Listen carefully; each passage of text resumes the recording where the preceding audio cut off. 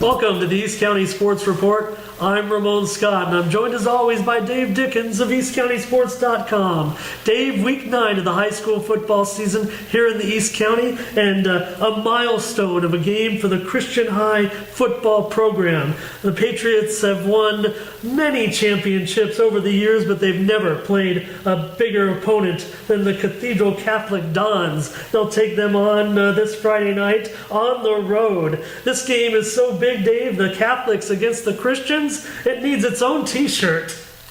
Yeah, I'm sure that that's possibly in the works. I was actually talking to somebody this afternoon at a very credible source out in the Harvested Canyon area, and I gotta say, if it was played at home, I think that Christian would have a little bit more of a shot, but since they have to go to Cathedral, I wish Christian all the best, and I think if they play a flawless game, they'll keep it close. But boy, playing those Dons in the way that Cathedral's playing, and we got a little dose of it earlier in the season when they played Helix.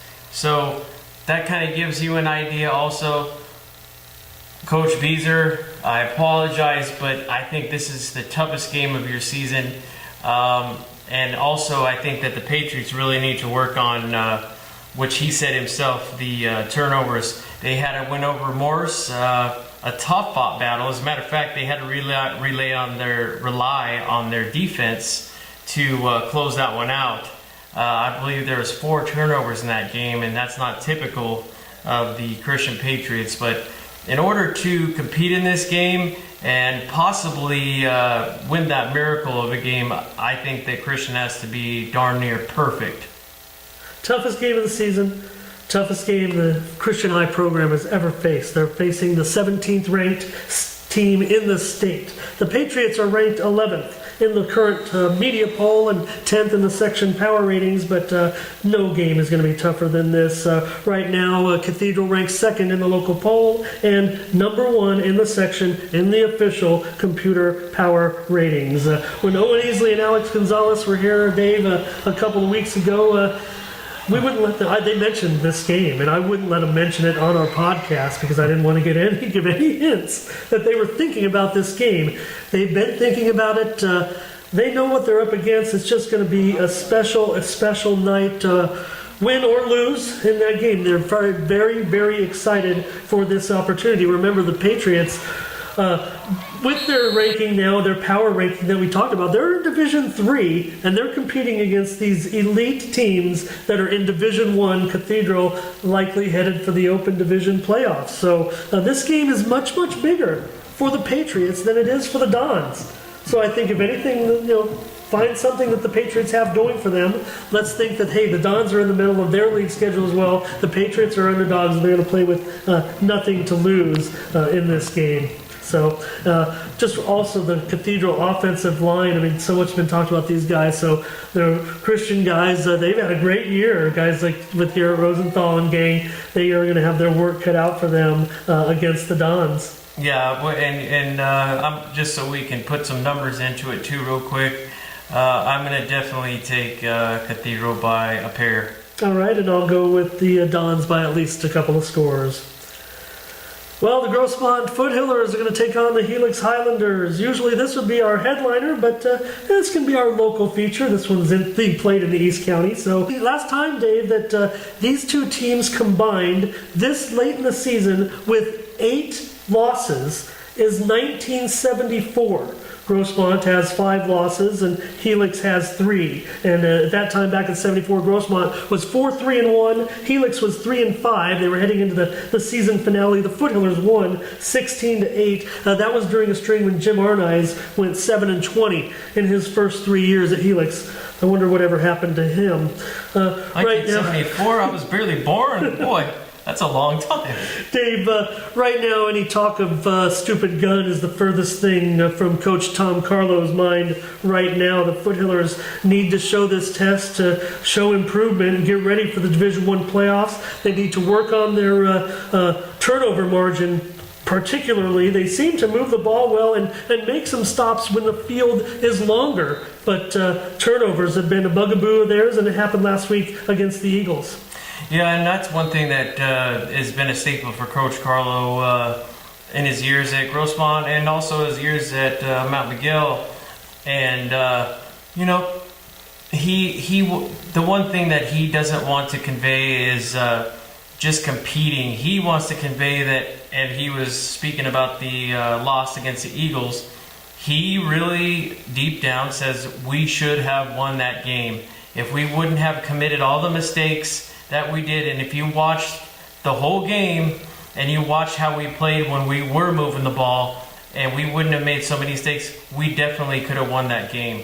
So he wanted to convey that it definitely is not about competing as far as their core values over at Grossmont High School. Well, analytics specialists will tell you that turnovers are random, fumbles are random, and so Grossmont is just going through some extreme variance right now. They've been one of the best turnover margin teams in the county over the last 2 seasons. Skip Waltower and Desmond Carter combined for 11 catches and a pair of touchdowns last week in the loss to the Eagles from Jamie Odom. Third-ranked Helix still sits 4th in the Open Division playoff picture, but the Highlanders still have league business at hand here. And of course, people are starting to ask, Dave, when does Helix play Granite Hills? Well, that game is next week, right here at Valley Stadium. Wow! I want to mention that the Highlanders had 3 defensive touchdowns last week against Valhalla as Jaden Brown returned a fumble on a backward pass for a touchdown, and John Carroll and Xavier Hamlet had pick sixes. It was the second as many weeks for Hamlet. The homecoming gathering also had a glimpse of the future when freshman Chris Washington touched the ball for the first time in a varsity game and returned the kickoff 93 yards. So watch out for Washington. The Phillip Hillers are a long, long way from that 21-0 lead over San Marcos, and Helix will win big. Dave, you mentioned this game now, undefeated Granite Hills. That was a huge, huge road game for the second straight week. While we are on the subject of the Eagles this week, they are going to play the El Capitan Vaqueros. I think that could turn out to be a possible shootout. I mean, Granite Hills took care of business over at Grossmont, but you just never know what you're going to get when it comes to the El Capitan Vaqueros. You could get 7 points out of them, or you could get a big dose of Wickhauser, and if your DBs aren't playing up to par, he's going to light you up at least for 300 plus yards. And then you have Donnie Green. If they can get him loose, they definitely can make this game very competitive. But then you look at the other side with the Eagles. I mean, the defense is just stacked, and the way I watched them play against Grossmont, Ethan Bishop was just lights out. Everybody on that defensive line was lights out. Their secondary was flying all over the place, and then to cause 4 turnovers as well. And even Siegfried's, I believe Jack Siegfried, at the end of to close out the half, they threw up a Hail Mary. Mr. Odom threw up a Hail Mary, and Siegfried came down with it. And I think realistically, that was half the reason the Eagles won. But let's not undermine the play of quarterback Chris Elstring. He has been I think he has been getting better each game, especially at throwing the ball. He scored 4 touchdowns, I believe, with his legs, but at the same time, he has been one heck of an accurate quarterback, and I think one of the more accurate in the Grossmont Conference. So in this game, I'm definitely going to take Granite Hills by a couple. Somehow they dropped a spot in the media poll. I'm not sure. Carlsbad defeated 13th ranked Oceanside last week 23-21, while the Eagles won their game over Grossmont by 24 points. So the Eagles from Division II, like Christian, has a ranking among the top teams in the county. And your story last week, Dave, you mentioned that the Eagles were at the bottom of the rankings, but I think we were talking about when you talk about the top 20, 25 teams, games as the Eagles started the season about 25th or so in the power rankings, and wow, what a climb for them right now. Granite Hills is sure title contender in Division II. We said that from the outset. Sure, we've been critical of the Eagles' schedule, but you can only beat who you play, and what happened these last 2 weeks when the Eagles went on the road and defeated these tough league opponents who are both in Division I. And know this too, Dave, the Eagles junior varsity, they're undefeated too. So Chris Ostring, you talked about it. I mean, he's having a phenomenal year. The 235 yards last week against the Hillers and 3 touchdown passes. He ran for 3 more in that game. He now has over 1,600 yards of total offense and 11 TD passes, 9 rushing touchdowns. Wow. And I want to actually back up on that too, and I could be wrong, but I think that is one more touchdown than the former quarterback for Granite Hills. I believe he had 10 for the season, and Chris is already at 11. So I'm telling you, at that quarterback position, and no offense to the previous quarterback because he was great running the ball, but I think that Chris is more of a dual threat quarterback, if you will. And not to mention, he's got those great receivers, James Johnson. They got the running game going. Gideon Alaba. Alaba. He has just been fantastic as well. But you still got to hand it to the defense. I mean, as soon as that ball is snapped, that pass rush is ferocious. Yeah, well, let me just say, you talked about what happened in the early going last week. Granite Hills kept getting the short field. Granite Hills has 21 takeaways already this season and 5 last week, including that sick play that Noah Medeiros, our guest last week, turned in. Grossmont was caught in the backfield, and they just ended up flipping the ball like they were going to throw a pass, and he was right there to intercept the ball, or he just plucked it out of the air with his big paw, and he almost scored a touchdown as the Hillers tried to get rid of the ball. He almost ran it in. So the Vaqueros put up 21 points last week against Steel Canyon behind 222 yards from Wickhauser, who also threw 3 touchdowns, 2 of them to Yaphet Yokley, who had 8 catches for 160 yards, and he was strong again in the kick return game. I'd say Yaphet has lived up to expectations this season. Yeah, for sure he has, and as I had mentioned too before, Donnie Green is also going to be a go-to guy as well to balance out that offense. But Wickhauser really has been phenomenal. I think that LCAP's key to winning is they got to limit that score. That defense has got to, they got to get off the field a little faster, and they have another tall task. I mean, you look at Steel Canyon had all that speed as well, and Nathan Barnett he went on a frenzy. And sophomore Taylor Grassmick had a touchdown reception as well last week for El Cap. I've got the Eagles here by 4 scores.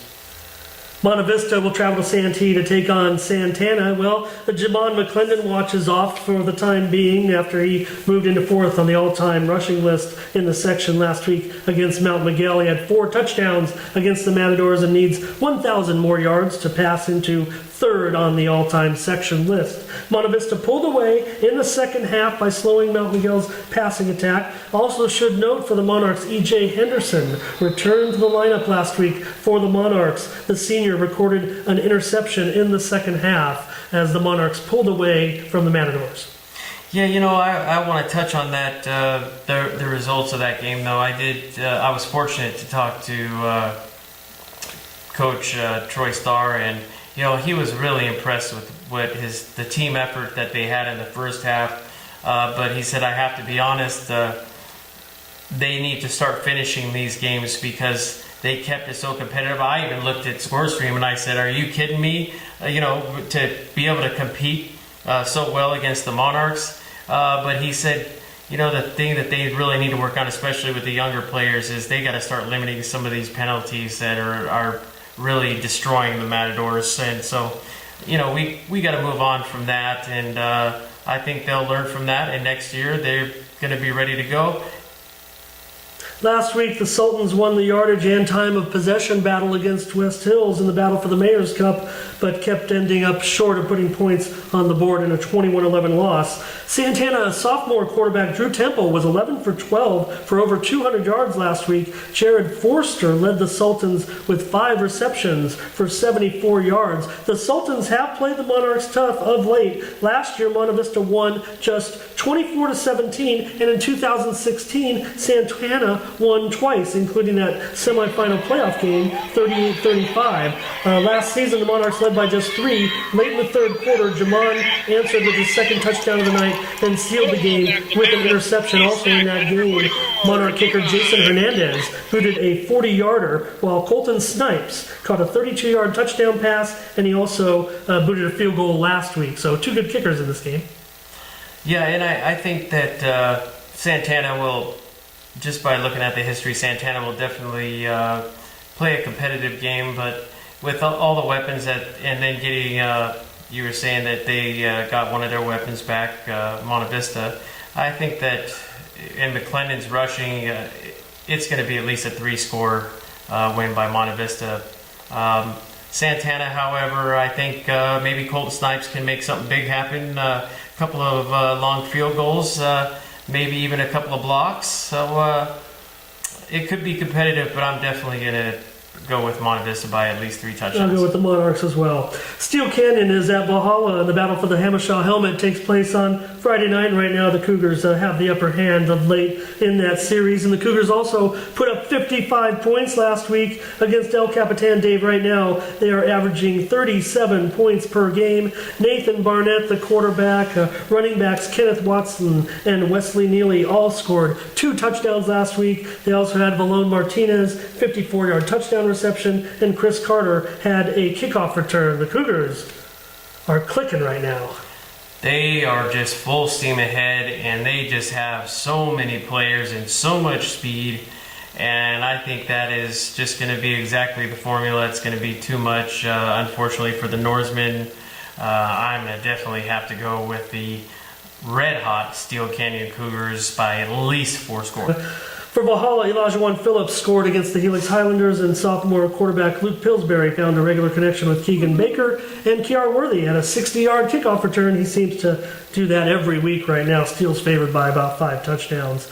Escondido comes in to Santee to take on West Hills in a non-league game. West Hills retained the Mayor's Cup with that emotion-filled win last week as the Wolfpack family thought about basketball and golf coach Jeff Armstrong. Jordan Young shared his emotions after the game. It was tough for all those players, but he found a way to pass for 3 touchdowns, and Jack Browning had a 26-yard catch. Cole Klingerman hauled in a 67-yarder early in the fourth quarter. The Sultans were pretty stubborn and came to play in that game. It wasn't decided until the fourth quarter.